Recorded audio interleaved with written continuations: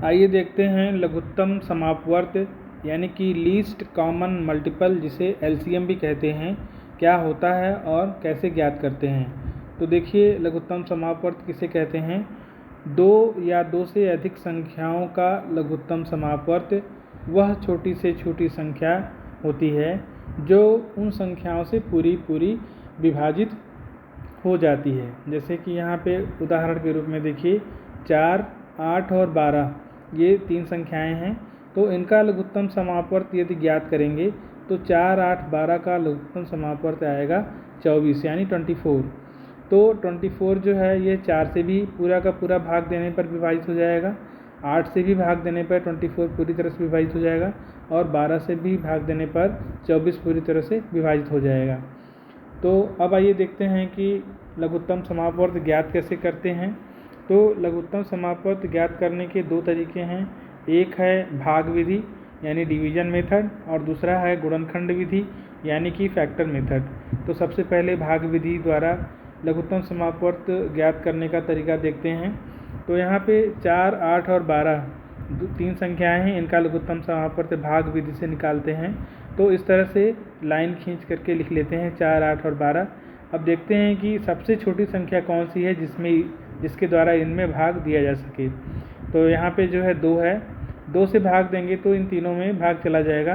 देखिए 2 दूनी 4 यानी 2 का 2 बार पढ़ेंगे तो 4 हो जाएगा, डिवाइड हो जाएगा। 2 चौका 8, 8 भी जो है डिवाइड हो गया 2 से, और 2 छके 12 यानी कि 12 भी डिवाइड हो गया 2 से। इसके बाद नीचे बचा क्या, 2, 4 और 6 ये संख्याएं बची हैं। अब इन्हें फिर से डिवाइड करना है।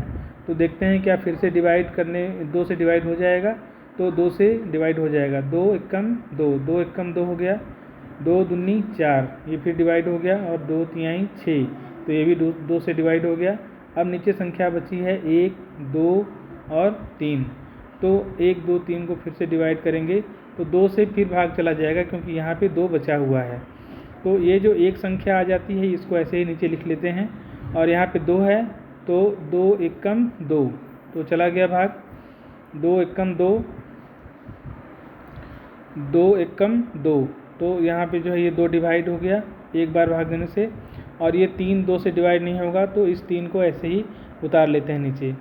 इसके बाद अब इस लाइन में 3 बचा है, बाकी तो ये सब डिवाइड हो गए हैं। जहाँ 1 आ जाता है वह डिवाइड हो गया, तो यह 3 बचा है, 3 को डिवाइड करने के लिए 3 से ही भाग देना पड़ेगा। तो 3 से भाग देंगे तो ये 1 जो है इसको ऐसे ही उतार लेंगे, यहाँ यह भी 1 ऐसे ही उतार लेंगे, और 3 को 3 से भाग देंगे तो एक बार जाएगा, 3 एकम 3 तो 3 भी डिवाइड हो गया। तो यहाँ पे जो है डिवाइड करने पे संख्याएं हैं 2, 2, 2, 3। अब इन संख्याओं का आपस में गुणन कर लेते हैं।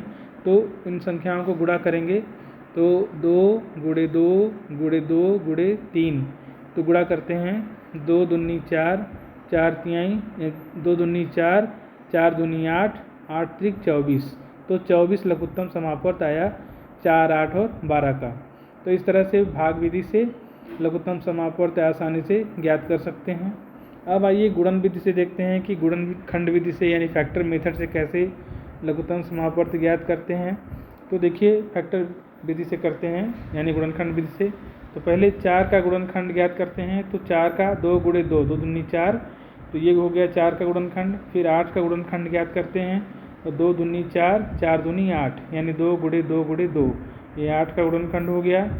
इसके बाद 12 का गुणनखंड ज्ञात करते हैं, 2 दूनी 4, 4 दूनी 2 दूनी 4 और 4 तिहाई 12 तो यानी कि 2 गुणे 2 गुणे 3 ये 12 का गुणनखंड होगा।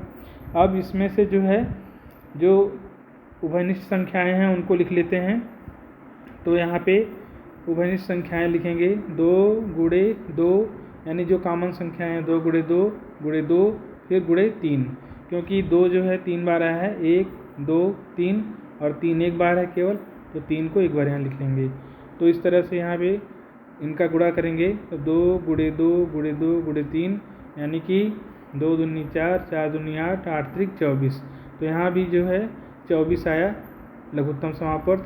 जो चाहें गुणनखंड विधि से करें या फिर भाग विधि से करेंगे तो दोनों में उत्तर एक ही आएगा। यहाँ भी 24 आया है लघुत्तम समापवर्त, और यहाँ भाग विधि से करने पर भी लघुत्तम समापवर्त 24 आया है। तो इस तरह से चाहे भाग विधि से और चाहे गुणनखंड विधि से किन्हीं भी संख्याओं का लघुत्तम समापवर्त ज्ञात कर सकते हैं। बच्चों, आपको मेरे द्वारा पढ़ाया गया विषय समझ में आता है तो कमेंट में लिखिएगा और मेरे चैनल को सब्सक्राइब अवश्य करिएगा।